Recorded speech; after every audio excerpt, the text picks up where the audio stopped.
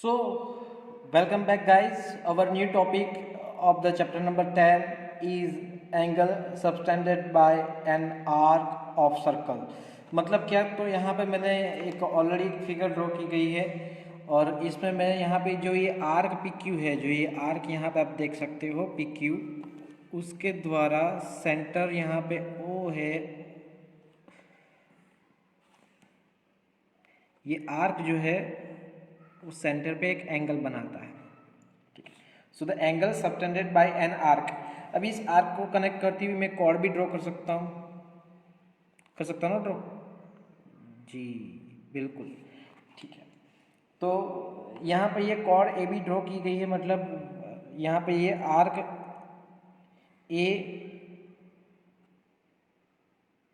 T B और यहाँ पे आर्क एक्स एम वाई, इस तरह से दो आर्क मैंने ड्रॉ किए हैं।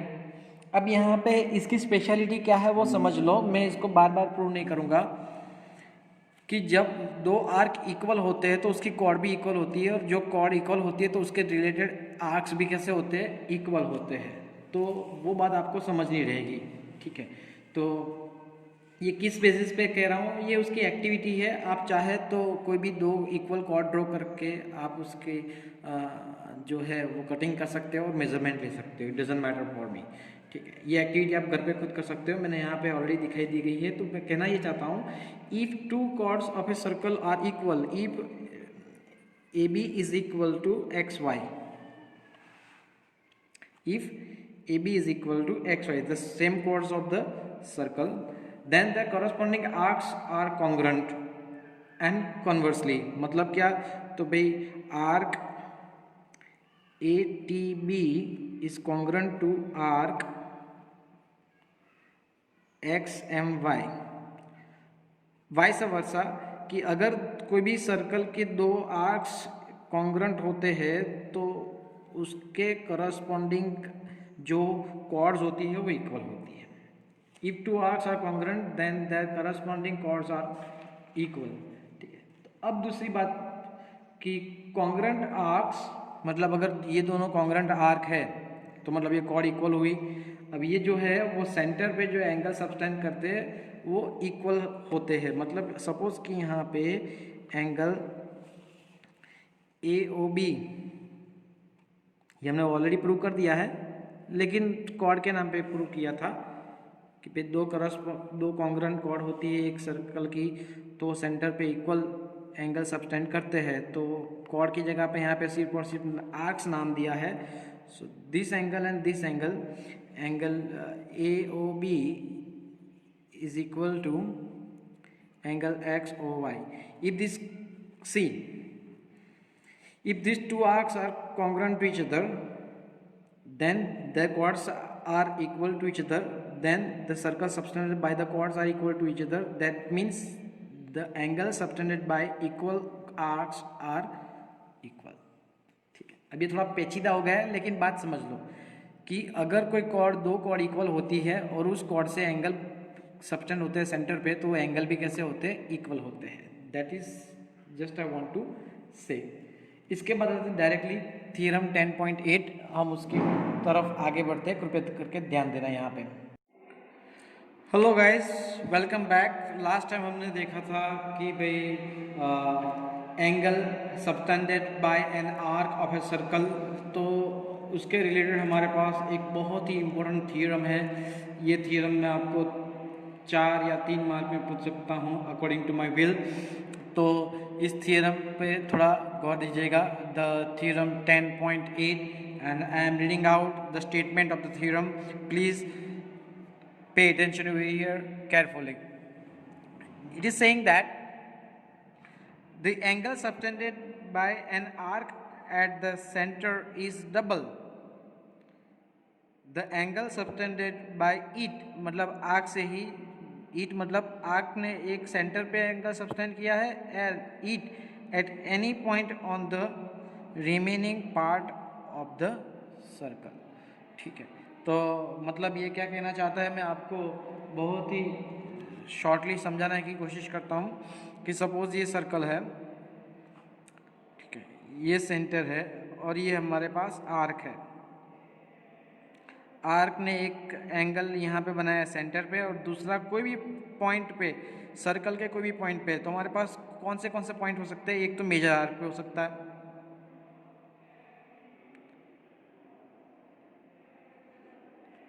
एक जो है, ठीक है, वो माइनर आर्क पे भी हो सकता है, इट डजेंट मैटर, ठीक है।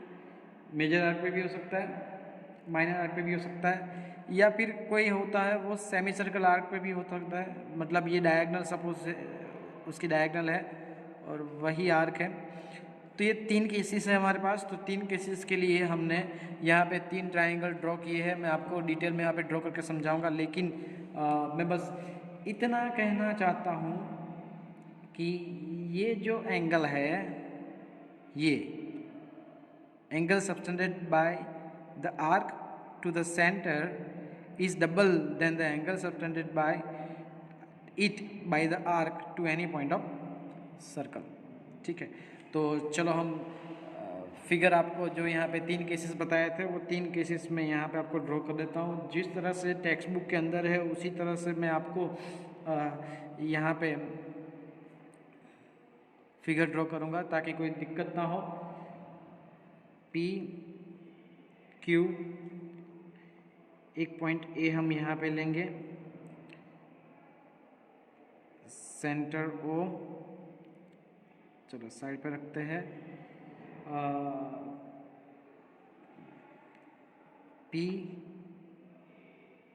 क्यू और ए हम यहाँ पे रखेंगे उसी तरह, पी क्यू और ए हम यहाँ पे रखेंगे। ये माइनर आर्क है, माइनर आर्क पे, और ये तो रहेगा हमारा सेंटर ओ, ठीक है। अब कौन क्या कहाँ कनेक्ट होता है कृपया गौर से देखिएगा कि सबसे पहले तो this P O and Q O, then P A and Q. हमें तो स्ट्रेट लाइन में ही लेना है तो कोई दिक्कत नहीं होनी चाहिए। डायगोनल है, सीधा किससे कनेक्ट होगा? अब ए से। 3 केसेस मैंने यहाँ पे ऊपर आपको शो किए थे, तो उसी तरह यहाँ पे 3 सिनारियो है, 3 केसेस है। I hope you can understand well. तो सपोज कि ये क्यू है, ये पी है और ये ए है।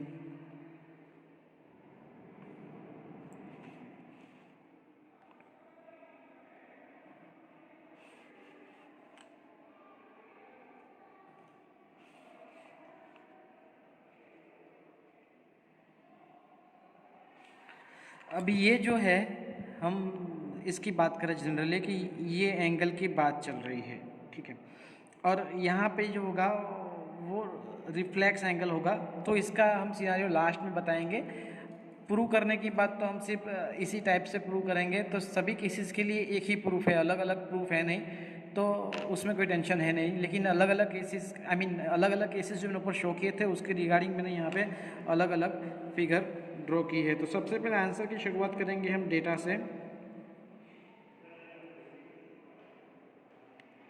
ठीक है। क्या डेटा है हमारा कि भाई हमारे पास ऑलरेडी एक सर्कल है और सर्कल के अंदर एक आर्क पी क्यू है एंड वो जो है एंगल सबटेंड करता है कहाँ कहाँ पे? सेंटर पे और एक सर्कल पे, ठीक है।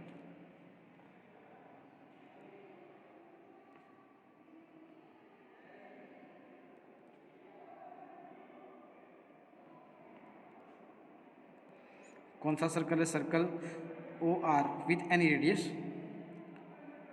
P Q is arc and it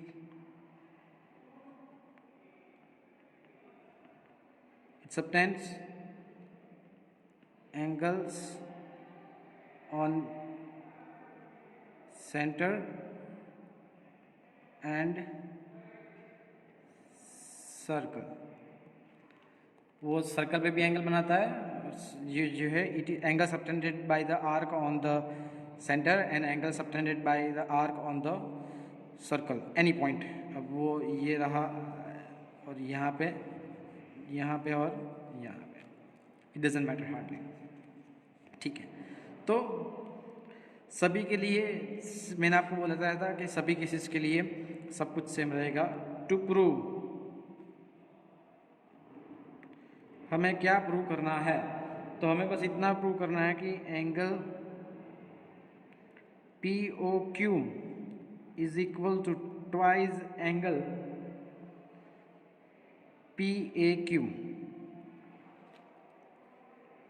चलो प्रूफ की ओर आगे बढ़ते हैं। ठीक है, सबसे पहले हम लिख देते हैं फॉर ऑल केसेस, सॉरी क्या करेंगे कि ड्रॉ, सबसे पहले हम कंस्ट्रक्शन करेंगे। क्या कंस्ट्रक्शन करेंगे कि भाई ये जो ए में से पास होती हुई ए को, ए और ए में से पास होती हुई एक रे ड्रॉ करेंगे कि भाई रे AO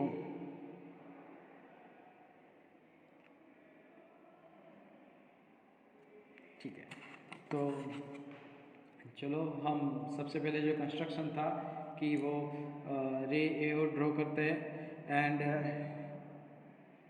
also extend it to B, ये भी लिख देते हैं कि भाई उसको कहाँ तक ले जाना है, B तक ले जाना है। किस तरह से देख लो, यहाँ पे आप A to O में ड्रॉ कर देता हूँ, ये हमारी रे ड्रॉ हुई है कहाँ तक, B तक। तो ये बस B नाम दे देना और कुछ नहीं। हर एक जगह पे आपको ऐसा कार्य करना है।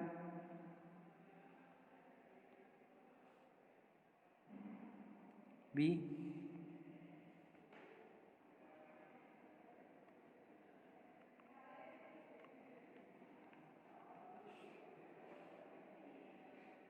B, ठीक है।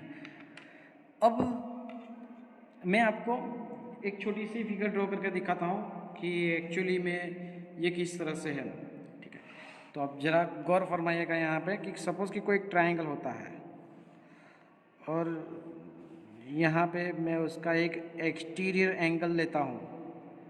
ठीक है, तो ये जो एंगल नंबर 1, 2, 3 एंड 4, राइट। अब देखेंगे एंगल नंबर 4 जो है इस ट्रायंगल का एक्सटीरियर है, तो मतलब उसका मेजरमेंट कितना होगा पता है। Angle number 4 is equal to sum of angle 1 and plus 2, इन दोनों के सम जितना होगा, राइट ना। ये तो हमारी पुरानी प्रॉपर्टी है तो आपको इसके बारे में पता होना ही चाहिए, तो हम वही प्रॉपर्टी का इस्तेमाल करेंगे यहाँ पे। ठीक है,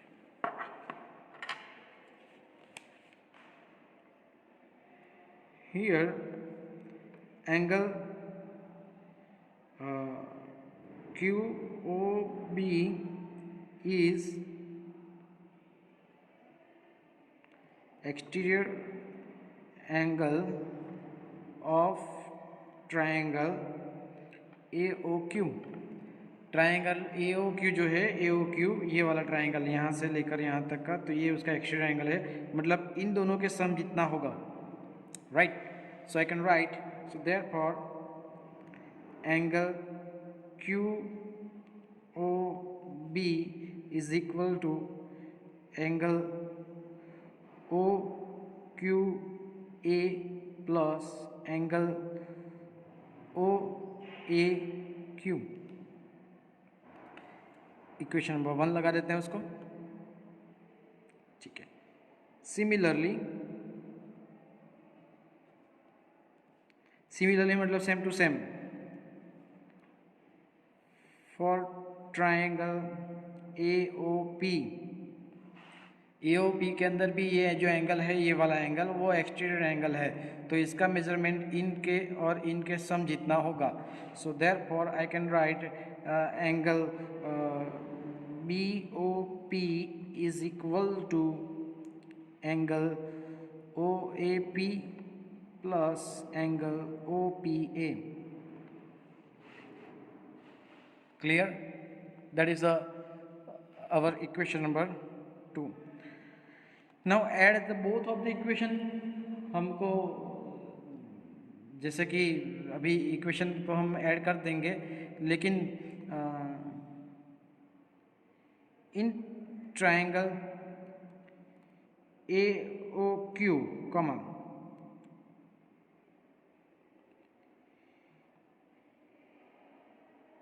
हम बात करते हैं AO is equal to OQ, right? AQ की तो बात नहीं कर सकते.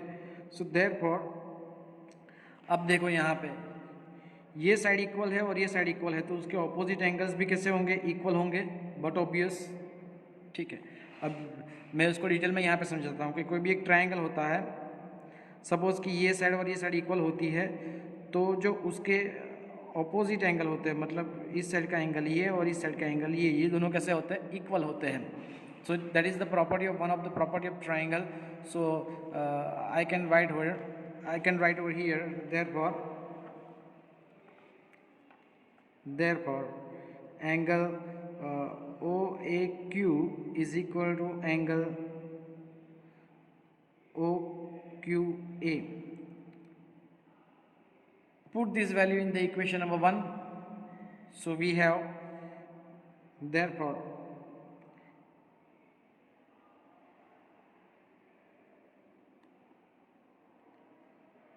angle QOB is equal to 2 times angle OAQ. क्यों? क्योंकि यहाँ पे जो OAQ है और OQA है, तो OQA की जगह पे मैं क्या लिख सकता हूँ? OAQ. वाइस वर्सा, हमें ज़रूरत किसकी है? OAQ की है, तो हम वही लिखेंगे. एंड सिमिलरली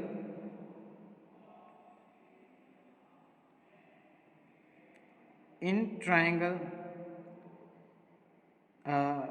अभी जिसकी बात चल रही थी कि भाई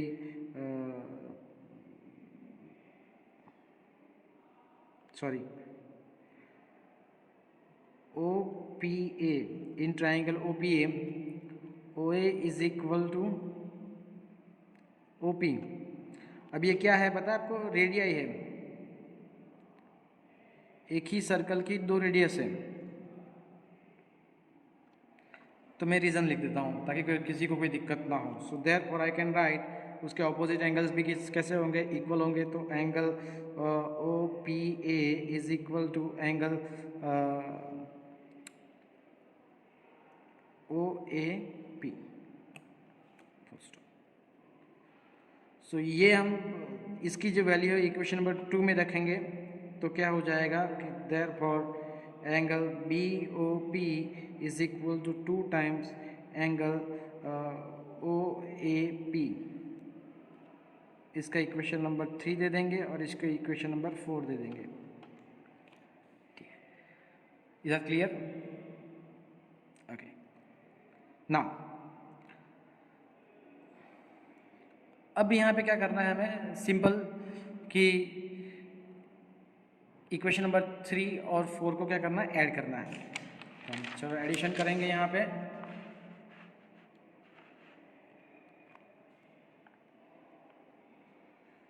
बाय एडिंग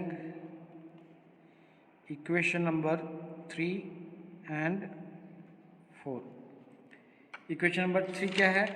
इक्वेशन नंबर 3 है angle QOB is equal to angle QOB is equal to 2 times QOB is equal to 2 times angle OAQ plus और angle POB is equal to 2 times angle OAP. BOP is equal to 2 times OAP. और POB दोनों same ही है, कोई फ़र्क नहीं पड़ता है, ठीक है।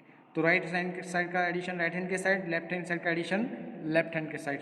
So therefore angle QOB plus angle POB is equal to 2 times in the bracket angle OAQ plus angle OAP। दोनों 2 टाइम्स है तो 2 टाइम्स कॉमन रहेगा। सो देयरफॉर अब देखो QOB प्लस POB मैं यहाँ पे शो करता हूँ। QOB प्लस POB मतलब ये पूरा एंगल हो जाएगा POQ। तो ये हो गया angle POQ is equal to 2 times तो रहेगा अब OAQ OAP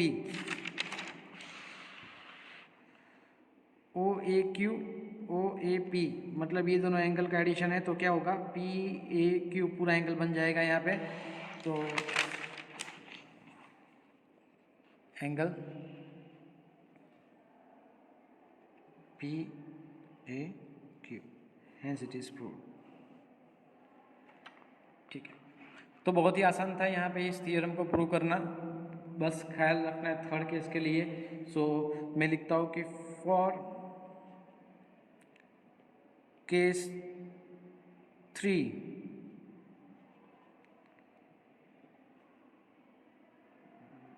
we can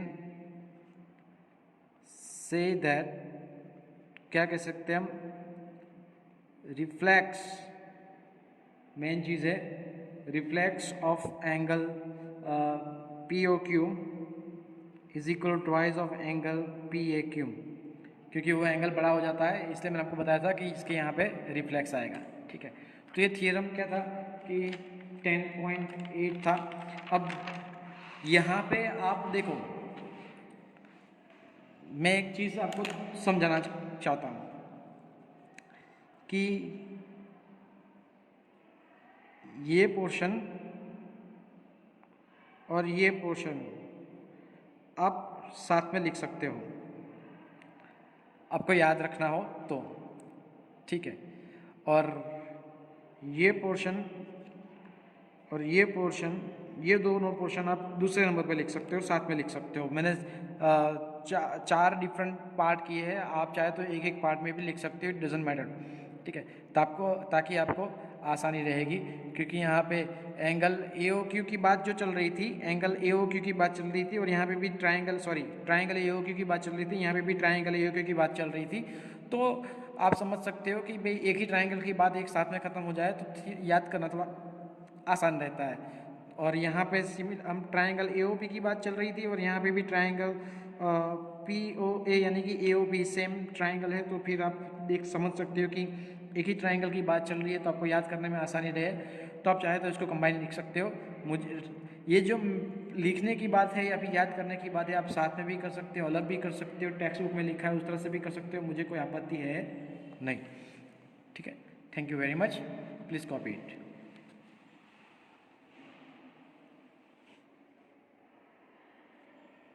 So let me move ahead with the theorem 10.9, which says that angles in the same segment of a circle are equal. अब ये क्या बला है तो मैं आपको बता दूं सबसे पहले कि सपोज कि विथ सेंटर O को एक सर्कल मैंने ड्रॉ किया है विथ एनी रेडियस, और यहाँ पे मैं एक सेगमेंट ड्रॉ करता हूँ जिसका नाम मैं देता हूँ AB। अब PQXY जो भी दे सकते हैं। ये सेगमेंट मतलब ये आर्क से एक सर्कल बनता है मेजर आर्क के अंदर,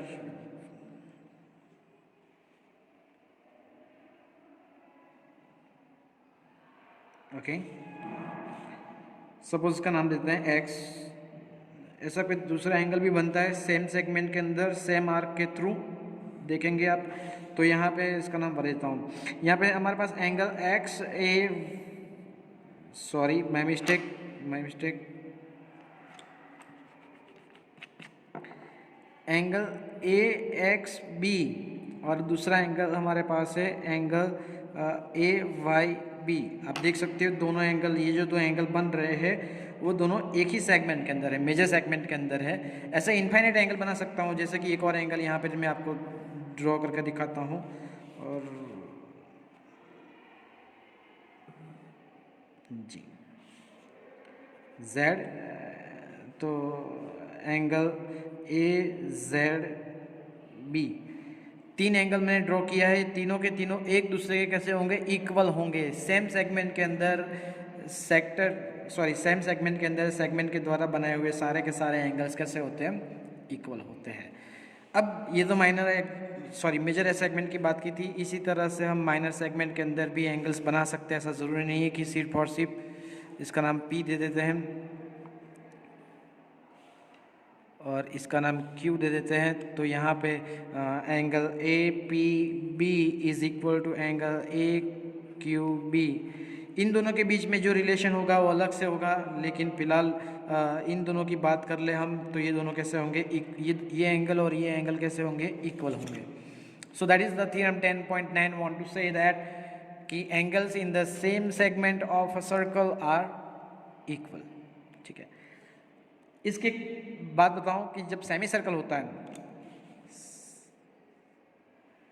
सपोज कि सेमी सर्कल है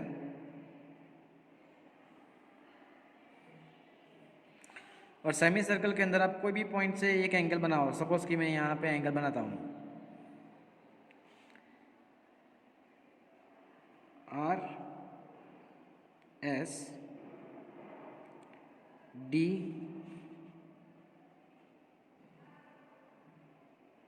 जी ठीक है। तो ये जो एंगल बनेगा वो एग्जैक्टली राइट एंगल होगा। चेक कर लेते हैं। आप भी ये खुद अपने आप चेक कर सकते हो, it doesn't matter.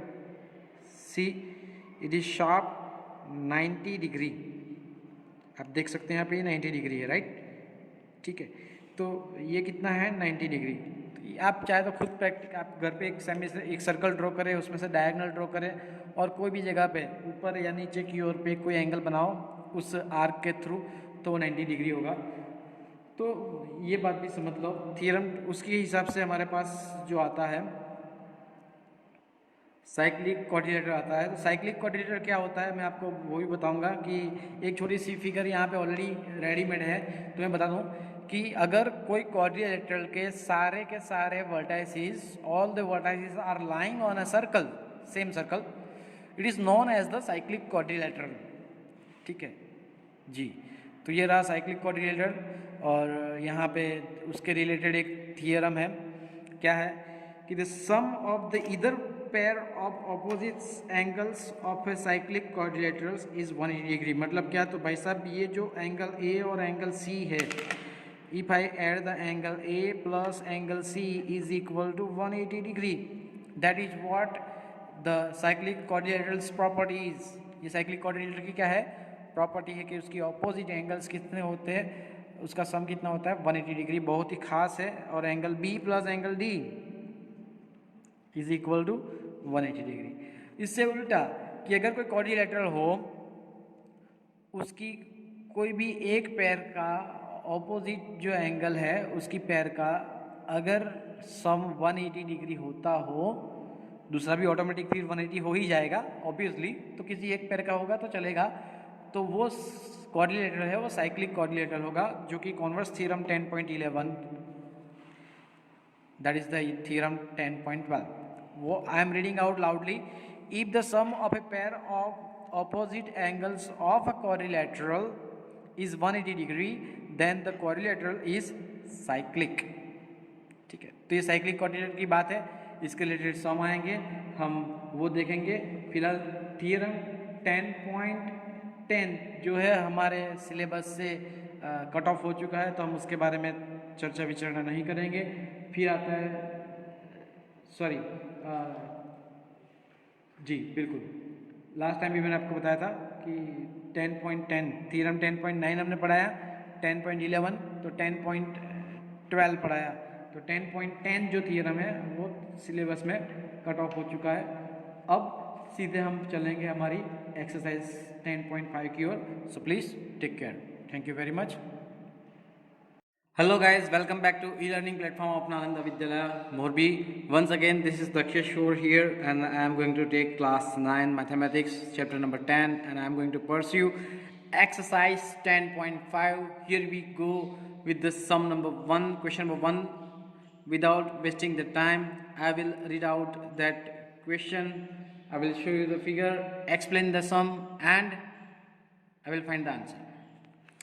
In given figure, which is already given to you, I will show you it later. A, B and C are 3 points on a circle with the center O, such that angle BOC is equal to 30 degree and angle AOB is equal to 60 degree. If D is the point on the circle other than the arc ABC, find angle ADC. हमें क्या find करना है, ADC find करना है. यहाँ पे already आपको जो फिगर दिख रही है उसके अंदर से आप देख सकते हो कि C O B and B O A जो दिया गया है, आपको ये जो क्वेश्चन मार्क किया है वो एंगल फाइंड करना है. सपोज़ कि एंगल ना दिया होता तो सी ओ ए एक एंगल बनता है और उसी से सी डी ए, मतलब ये जो आर्क है सी बी ए, ये जो आर्क है वो सेंटर पे भी एक एंगल बनाता है. वही आर्क जो है सर्कल के दूसरे पार्ट पे भी एक एंगल बनाता है. तो हमारा थियरम 10.8 याद कीजिए, क्या कहता था कि the angle subtended bye an arc at the centre is double the angle subtended bye it at any point on the remaining part of the circle. तो बेसिकली बात ये है कि यहाँ पे जो सी ओ ए उसका मेजरमेंट जो है वो सी डी ए से कितना होगा, डबल होगा. ठीक है, तो सी ओ ए मिल जाएगा तो सी डी ए मिल जाएगा. तो सबसे पहले सी ओ ए फाइंड करने के लिए इन दोनों का एडिशन करना है, मिल जाएगा तो ये भी मिल जाएगा. तो चलो हम, वैसे आंसर की शुरुआत तो हो चुकी है. ठीक है, तो हियर जो दिया गया वो लिख लेते हैं. Angle B O C is equal to 30 degree, comma angle A O B, sorry my mistake, angle A O B is equal to 60 degree, full stop. But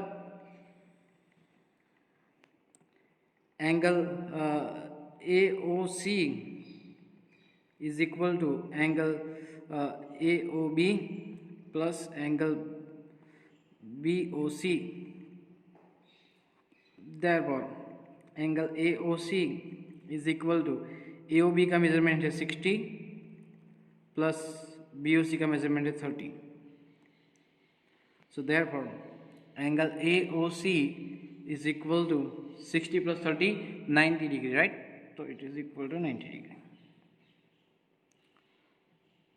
Also angle AOC is equal to twice angle COA, sorry CDA.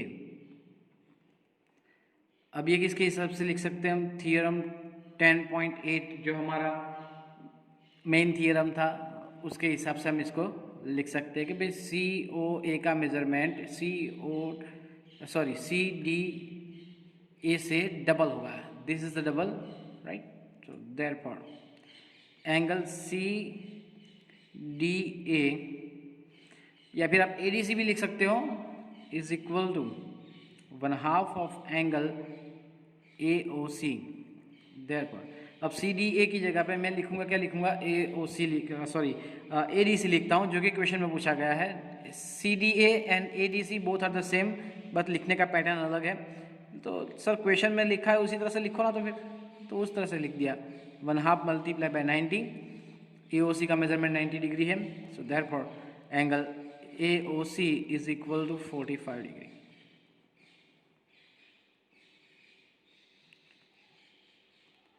Please have it. Thank you very much. So let me move on the question number 2 of the same exercise 10.5, or I will read out the question. Please pay attention right here. A chord of a circle is equal to the radius. मतलब A B जो है और ए ओ और B O मतलब सभी यहाँ पे फिलहाल कैसी है, इक्वल है. तो चलो मैं इसको कनेक्ट कर देता हूँ सबसे पहले तो. ओके, जस्ट मिनट ना. चलो तब तक मैं क्वेश्चन आगे पढ़ लूँ. तो find the angle subtended by the chord at a point on minor arc and also at the point on the major arc.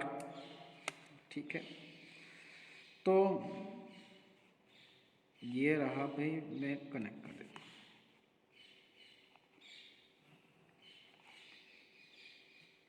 ये तीन सेम है, मतलब इक्विलैटरल ट्राइंगल है, राइट. और इक्विलैटरल ट्राइंगल का एंगल कितना होता है, यहाँ पे सारे के सारे एंगल कितने होते हैं, 60 डिग्री होते हैं. मुझे तो सिर्फ इसकी ज़रूरत है, याद रखना please. In circle O R common O A is equal to O B is equal to A B, right. लिख दिया, ठीक है. Let angle A D B angle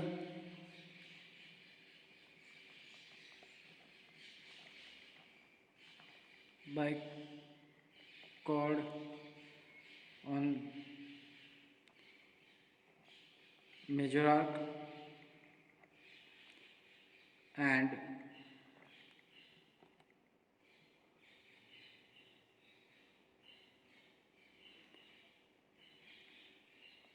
angle ACB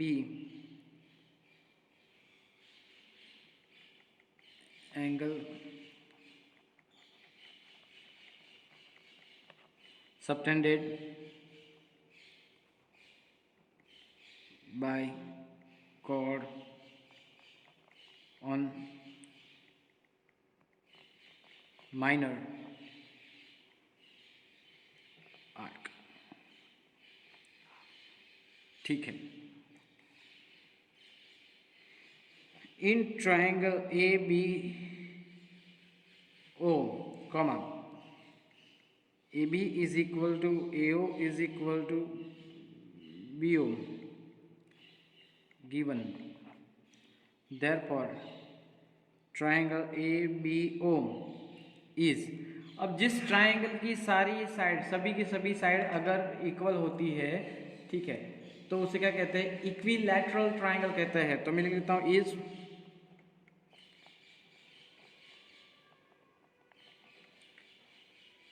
equilateral triangle. ठीक है. अब यहाँ पे ए और यहाँ पे ई, मैं फिर से लिख देता हूँ, सॉरी.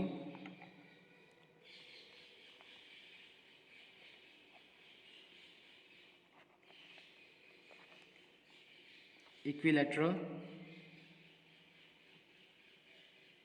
ट्राइंगल,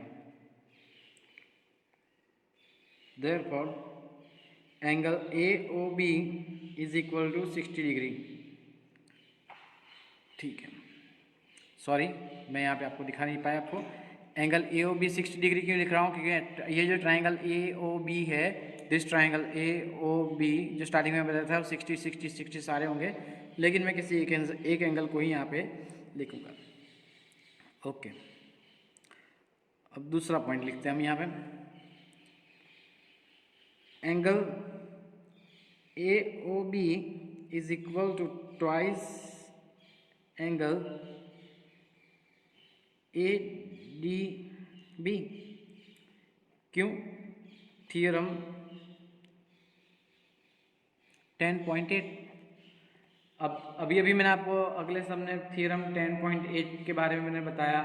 क्या बताया कि भाई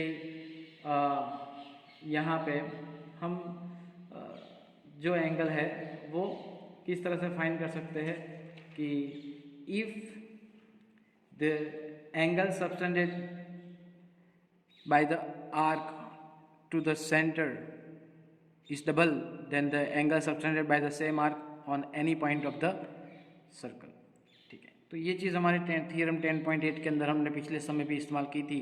तो मैं लिख सकता हूँ therefore angle A D B is equal to 1/2 angle A O B.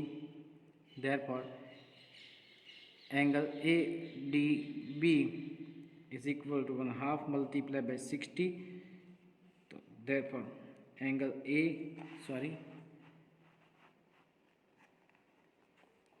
DB is equal to 30 degree.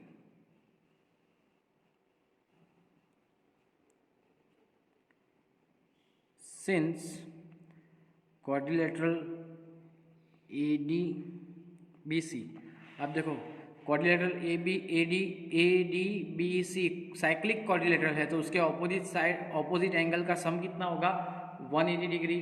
अब ये हम कहाँ पे पढ़े सर, आपको पता है इसके लिए कौन सा थियरम आएगा.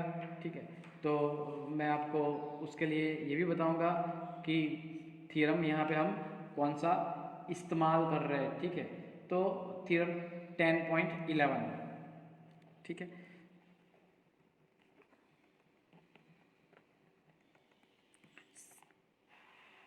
तो यहाँ पे मैं लिख देता हूँ कि since quadrilateral ADBC is cyclic therefore angle ADB plus angle ACB is equal to 180 degree. Theorem 10.11. या फिर आप डायरेक्टली इसका स्टेटमेंट भी लिख सकते हो कि opposite angle sum of the opposite angle of the cyclic quadrilateral is 180 degree.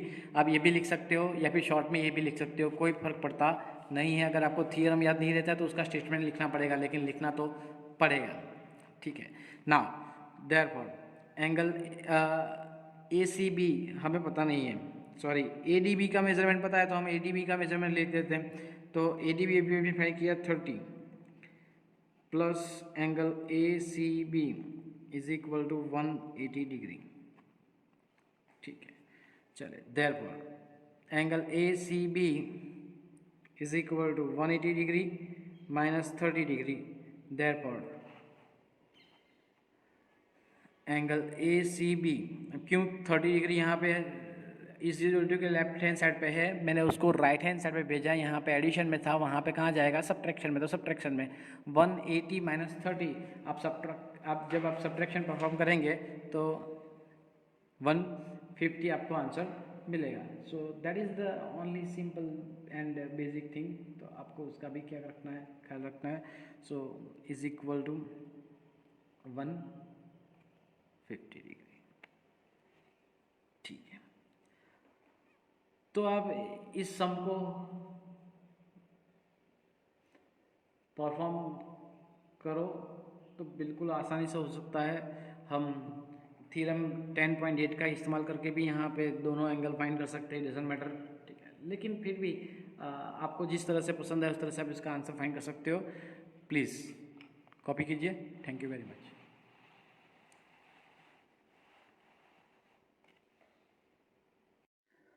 So we are moving on the question number 3 that says in a given figure angle PQR is equal to 100 degree when PQ and R are points on a circle with center O. Find angle OPR. OPR मतलब ये angle आपको find करना है, this one. Answer की शुरुआत करते हैं. इन circle OR comma, ठीक है, सबसे पहले लिखेंगे कि भाई angle PQR is equal to 100 degree. जो दिया गया है हम वही लिखेंगे और कुछ हम एक्स्ट्रा उसमें लिखेंगे नहीं. ठीक है ना, अगर सोचो कि भाई यहाँ पे ये जो आर्क है, ठीक है, उसने एक यहाँ पे भी एंगल बनाया है और यहाँ पे भी एंगल बनाया है, ठीक है। तो यहाँ पे जो एंगल है पी ओ आर, ठीक है, ये अगर आप फाइंड करेंगे एंगल पी ओ आर अगर आप फाइंड करेंगे तो क्या होगा, तो ये पी क्यू आर से कितना होगा, ये एंगल डबल होगा। क्यों? थ्योरम 10.8, ठीक है। इस आर्क जो पी क्यू आर आर्क है उसने दो जगह पे एंगल बनाए हैं, ठीक है। मतलब ये पी क्यू आर्क है, पी आर आर्क है, उसने दो जगह पे एंगल बनाए हैं, एक सर्कल पे और एक सेंटर पे। तो सेंटर पे जो उसका मेजरमेंट है सर्कल से कितना होता है, डबल होता है। तो चलो हम फाइंड करते हैं कि क्या कर सकते हैं हम उसके बारे में, ठीक है।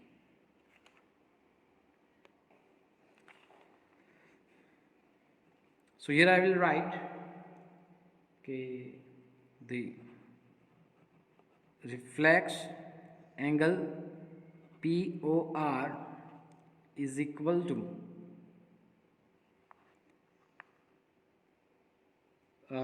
2 times angle PQR। अब यहाँ पे रिफ्लेक्स क्यों लिखा है मैंने, ठीक है, उसका आप अंदाज़ा आप लगा सकते हो, क्योंकि अगर ये एंगल हमने मेजर आर्क पे लिया होता तो कोई दिक्कत नहीं थी, लेकिन ये एंगल कहाँ पे है, माइनर आर्क पे, इसलिए यहाँ पे क्या आएगा, रिफ्लेक्स आएगा, ठीक है। अब रिफ्लेक्स का मतलब आपको पता ही है कि जो एंगल पी ओ आर का मेजरमेंट होगा वो कितना होगा,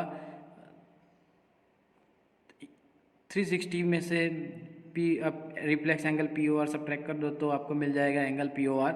लेकिन फिलहाल अभी ये जो पी ओ आर है उसके लिए टेंशन नहीं करते, रिफ्लेक्स पी ओ आर की बात करेंगे, जो कि ये होता है reflex angle P O R, ठीक है। अब इन दोनों का सम कितना होता है, 360 डिग्री। पहले इनसे निपट ले फिर हम बात करेंगे, ठीक है। So therefore reflex angle POR is equal to 2 multiply by 100, क्योंकि PQR का मेजरमेंट कितना है, PQR का मेजरमेंट है 100। चलो therefore reflex angle POR is equal to 200 degree, ठीक है। अब क्या होगा, तो अगर हमें ये पी ओ आर एंगल है और ये रिफ्लेक्स है, दोनों का सम करेंगे तो कितना होगा, 360 होगा। So therefore angle P O R plus reflex angle P O R is equal to 360 degree, ठीक है। अब यहाँ पे तो मैंने रीज़न नहीं लिखा, लेकिन मैं लिख सकता हूँ कि भाई यहाँ पे अकॉर्डिंग टू थियरम 10.8, मेरे पास जगह नहीं थी रीज़न ब्रैकेट में रीज़न लिखता हूँ, पता है, तो वो रीज़न की जगह नहीं थी, इसलिए मैंने यहाँ पे एक पॉइंट ही लिख दिया, according to theorem 10.8 reflex angle P O R is equal to 2 times angle P Q R. तो उस तरह से यहाँ पे reflex angle P O R जो उसका मेजरमेंट 200 डिग्री आया था, तो मैं यहाँ पे लिख देता हूँ therefore angle P O R plus 200 is equal to 360। चलिए आगे बढ़ते हैं। Therefore angle P O R is equal to 200 को उस तरफ ले जाओ, यहाँ पे एडिशन में है, कहाँ जाएगा, सब्ट्रैक्शन में जाएगा, 360 degree minus 200। So therefore angle P O R is equal to 360 minus 200, minus है यहाँ पे, ओके, तो 160 आएगा, बहुत ही खूब, ठीक है। अब यहाँ पे ध्यान दीजिए, ये रेडियस है, ये भी रेडियस है, अगर ये दोनों साइड इक्वल होगी तो ट्रायंगल के जो ऑपोजिट एंगल होंगे, ठीक है, वो भी कैसे होंगे, इक्वल होंगे। तो मैं लिखता हूँ in triangle P O R comma O P is equal to O R radii, therefore angle O P R is equal to angle O R P, ठीक है। सो देयरफॉर अब चलो आगे बढ़ते हैं, angle sum property of triangle इस्तेमाल करते हैं, नया पॉइंट है ये बिल्कुल ही। तो angle POR plus angle ORP, ठीक है, plus angle OPR is equal to 180 degree. अब ORP की जगह मैं क्या लिख सकता हूँ, ORP की जगह पे मैं OPR लिख सकता हूँ, मेरी मर्जी, दोनों इक्वल ही है, ठीक है। सो देयरफॉर POR का मेजरमेंट हमने फाइंड किया 160 डिग्री प्लस एंगल, इसकी जगह पे लिखूंगा मैं, क्या लिखूंगा, OPR plus again angle OPR is equal to 180 degree. So simple, बहुत ही स्वीट, ठीक है। चलिए अब 160 को उस तरफ लेंगे तो सब्ट्रैक्शन में जाएगा 180 के साथ, और OPR plus OPR 2 times OPR हो जाएगा। So therefore 2 times angle OPR is equal to 180 degree minus 160 degree.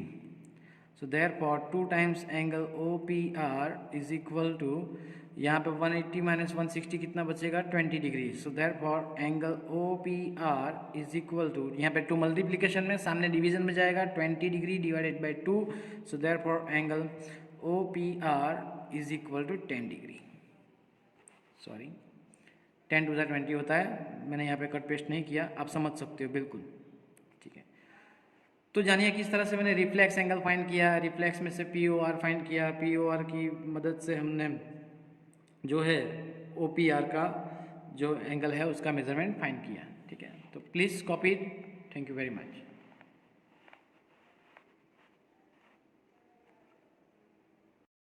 So let me take you to the question number 4 of the same exercise 10.5 in given figure which is drawn over here already. Angle ABC is equal to 69 degree. चलो लिख दीजिए साथ में answer की शुरुआत। Angle ABC is equal to 69 degree. Angle ACB is equal to 31 degree. Find angle BDC, ये angle हमें find करना है, ठीक है। So in triangle ABC, triangle ABC की बात करते हैं कि देखो ट्राइंगल ABC में 2 एंगल दिए गए, तीसरा फाइंड करेंगे, तीसरे के ऊपर से ये एंगल BDC मिल जाएगा। क्यों, कैसे मिलेगा वो भी मैं आपको बताता हूँ। बहुत ही इंटरेस्टिंग और सिंपल और शॉर्ट क्वेश्चन है। Angle sum property of triangle यहाँ पे हम अप्लाई करेंगे कि angle ABC plus angle BCA plus angle BAC is equal to 180 degree. अब BAC का मेजरमेंट में पता नहीं तो उसको ऐसे ही रखेंगे। तो फिलहाल ABC का हमें पता है 69 डिग्री प्लस BCA यानी कि ACB यानी कि 31 degree plus angle BAC is equal to 180 degree. चलिए 69 प्लस 31, सॉरी माइनस 31, तो जो आंसर मिलेगा आपको कि क्या मिलेगा आपको पता ही है, 100 मिलेगा। तो 100 degree plus angle BAC is equal to 180 degree. Sorry for this mistake. Let me move ahead. I will find out the angle BAC. Sorry, angle, therefore angle BAC is equal to 180 degree minus 100 degree. Therefore angle BAC is equal to 80 degree.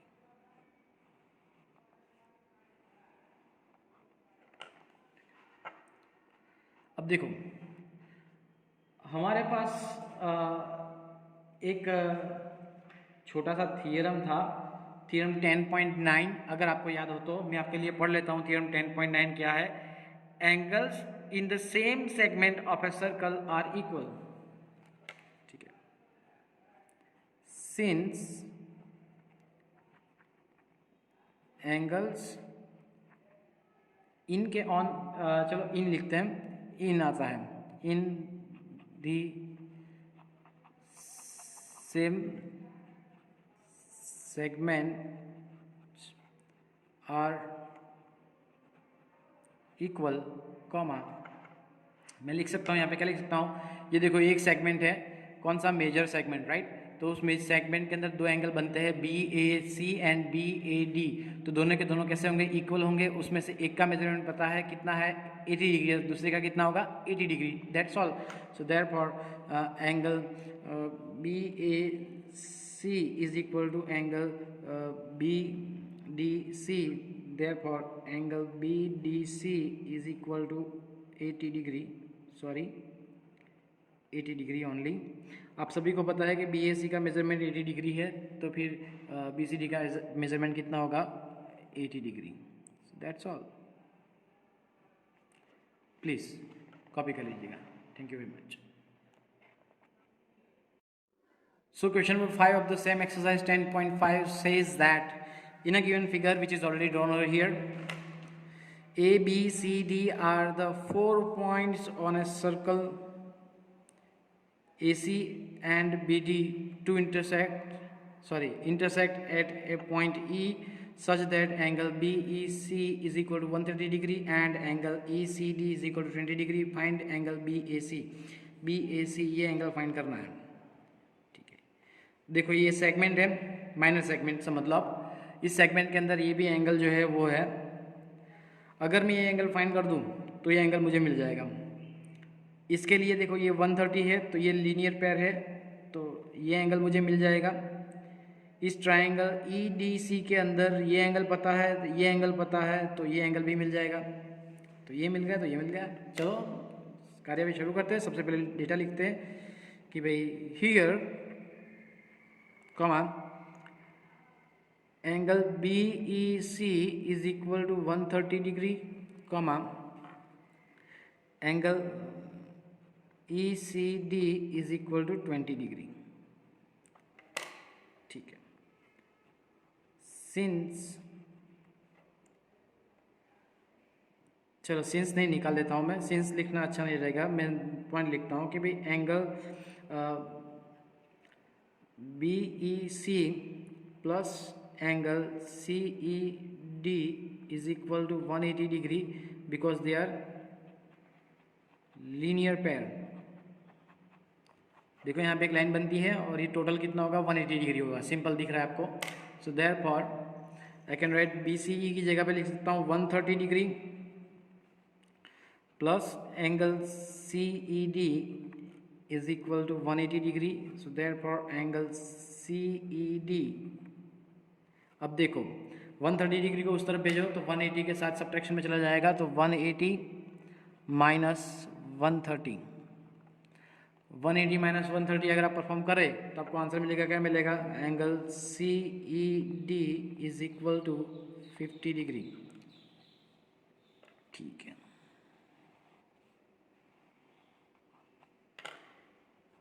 नया point,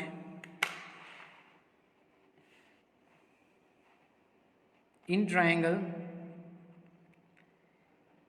ई C D, ये वाला triangle है ई C D, ये वाला triangle है, ठीक है। Angle sum property of triangle लगाएंगे तो मैं सबसे पहले लिखूंगा कि angle E C D plus angle C D E plus angle C E D is equal to 180 degree. तीनों का मेजरमेंट कितना होगा 180 डिग्री। चलो ई सी डी आपको दिया है 20 degree plus angle C D E के बारे में पता नहीं, सी डी ई प्लस अब सी ई डी अभी अभी हमने फाइंड किया वो है 50 degree is equal to 180 degree, ठीक है। 50 प्लस 20 70 degree, so 70 degree plus angle C D E is equal to 180 degree. Let me move further, 70 को उस तरफ पे जो सब्ट्रैक्शन में जाएगा, सो देयरफॉर हर जगह पे देयरफॉर आएगा।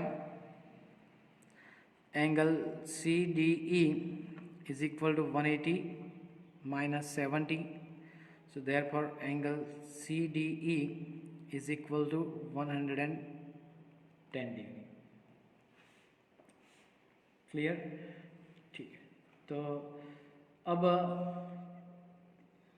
since B dash E dash D, comma, angle CDE is equal to angle CDB is equal to 110 degree.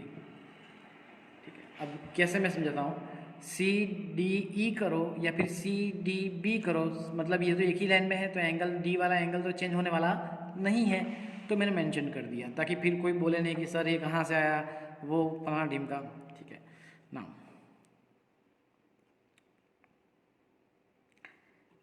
नया point, angle CDB is equal to angle BAC।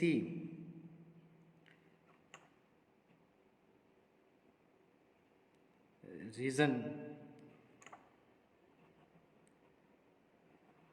angles in the same segment। ठीक है, so therefore angle BAC is equal to 110 degree। That's our answer, because angle CDB is equal to 110 degree। ठीक है, तो बहुत ही आसान था। यहाँ पे किस तरह से मैंने आंसर फाइंड किया वो आप चेक कर सकते हो। Thank you very much, please copy it. So let me take you to the straightforward next question, question number 6 of the same exercise 10.5. ABCD is a cyclic quadrilateral whose diagonal intersect at a point E if angle angle DBC is equal to 70 degree and angle BAC is 30 degree. Find angle BCD। BCD ये पूरा angle find करना है हमें। ठीक है, further if AB is equal to BC find angle ECD। ठीक है, तो चलो हम शुरुआत करते हैं, क्वेश्चन आंसर की शुरुआत करते हैं कि हियर कॉमा जो दिया गया है वो लिखते हैं पहले कि angle DBC is equal to 70 degree, comma angle BAC is equal to 30 degree. ठीक है, नाउ अब मैं यहाँ पे आपको बेसिकली पूरा आंसर समझा देता हूँ कि सेगमेंट है जो DAC, ये पूरा जो सेगमेंट है, ठीक है, उसमें ये 70 डिग्री है। ठीक है, पहला एंगल यहाँ से जाता है ये वाला एंगल और यहाँ से ये वाला angle, same segment DAC DBC, तो ये 70 डिग्री है, तो ये क्या हो जाएगा 70 डिग्री। ठीक है, 70 प्लस 30 कितना होगा 100, तो एंगल DAB कितना होगा 100 डिग्री, तो BCD कितना होगा, ऑपोजिट होता है 180 degree, cyclic quadrilateral opposite side का सम 180 डिग्री है, तो 180 में से 100 निकाल दो तो ये बन जाएगा कितना 80। ठीक है, अब ये टोटल 80 है, उसमें से ये 30 बनेगा, क्यों, क्योंकि देखो टोटल 80 मिलता है, ये जो मेन ट्राइंगल ABC है उसमें AB is equal to BC है, तो ऑपोजिट एंगल्स भी कैसे होंगे इक्वल होंगे, तो ये 30 है तो ये भी कितना होगा 30, टोटल था 80 में से 30 निकाल तो ये बचेगा 50। तो सारे आंसर मैंने आपको यहाँ पे दिखा दिए। चलो अब फटाफट से लिखते हैं और आपको समझाते हैं। ठीक है, दूसरा point, angle DBC is equal to angle DAC। क्यों हमने ऐसा लिखा, क्योंकि लास्ट टाइम भी हमने बताया था कि जो एक ही सेगमेंट के अंदर जो अगर दो एंगल होते हैं, ठीक है, तो कैसे होते हैं इक्वल होते हैं, तो आपको इसको लिखना कैसे, angles in the same segments are equal.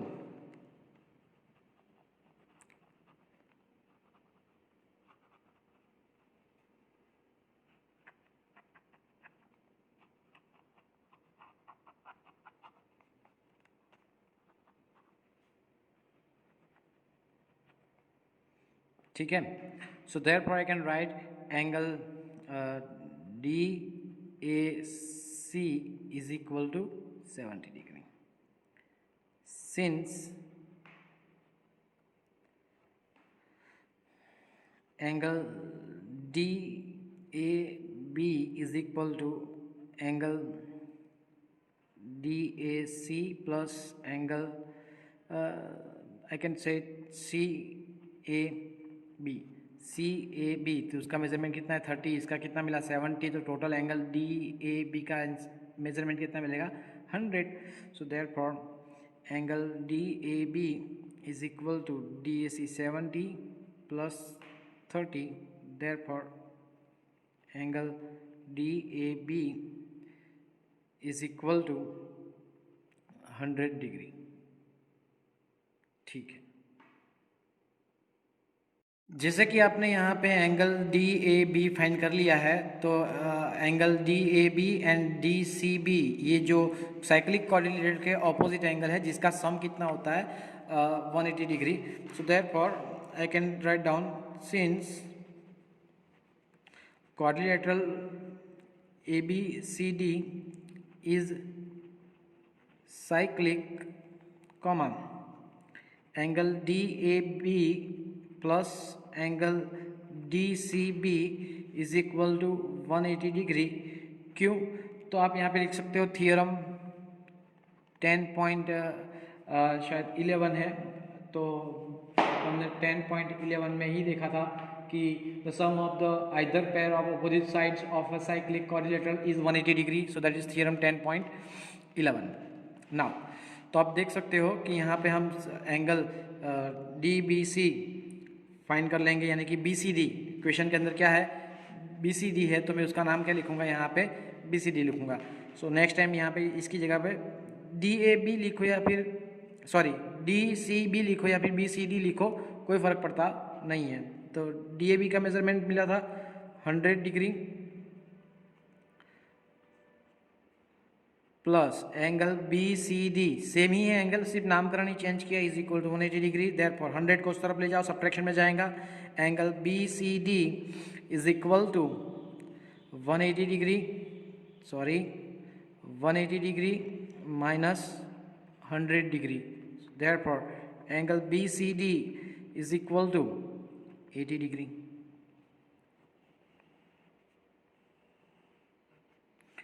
चलो, अब ये ट्राइंगल ABC के अंदर अब बोला गया है कि AB is equal to BC, then find that angle ECD. ठीक है, तो चलो उसका भी हम ख्याल रखेंगे कि इन triangle ABC, comma AB is equal to BC, which is given. Therefore I can write कि भाई angle BAC is equal to angle BCA. So therefore angle BCA is equal to 30 degree because angle I can say that BAC is equal to 30 degree given. Starting में ही दिया गया था. ठीक है, अब चलो आगे बढ़ते हैं. और तो हमारे यहाँ पे आप देखेंगे कि ये एंगल हमें कितना मिला 30 डिग्री मिला. टोटल है 80 डिग्री, उसमें से 30 निकाल देंगे तो ये मिल जाएगा, कितना मिलेगा 50 डिग्री मिलेगा. ठीक है, डन. तो DCB पता है हमें कि since angle DCB is equal to DCB यानी कि BCD कितना है 80 डिग्री. ठीक है, अब ये जो है DCB ये इन दोनों एंगल का सम है, राइट ना. तो DCE प्लस ECB करेक्ट. क्वेश्चन के हिसाब से जाएंगे ECD जाएंगे. So therefore angle ECD plus angle ECB is equal to 80 degree. I am sorry, इसमें ECB का मेजरमेंट हमें पता है. ठीक है, जो कि मिला हमें कितना मिला 30 डिग्री मिला. नाउ अब सर आपने बोला था कि भी बी सी ए लिखा है, तो देखो यहाँ पे ज़रा बी सी ए जाओ या फिर बी सी ई एक ही लाइन में है, right. A dash E dash C है तो B C E is equal to B C A होता है, तो उसमें आप कंफ्यूजन क्रिएट मत करना प्लीज़, ठीक है। तो therefore angle E C D plus 30 degree is equal to 80 degree, 30 degree को उस तरफ ले जाओ, सब्ट्रैक्शन मिल जाएगा। So therefore angle E C D is equal to 180 आता है हर बार, 80 minus 30, 80 minus 30, therefore angle E C D is equal to what 50 degree. तो दोनों मेजरमेंट हमें मिल चुके हैं। बहुत ही आसान था, कुछ आपको रटा लगाने की ज़रूरत नहीं है, बस समझने की ज़रूरत है। फिगर को समझिए और क्वेश्चन का आंसर आप किस तरह से प्राप्त करेंगे उसको पहले सॉल्व कीजिए मन ही मन, और फटाफट आपको उसका आंसर मिल जाएगा। Please copy it. Thank you very much.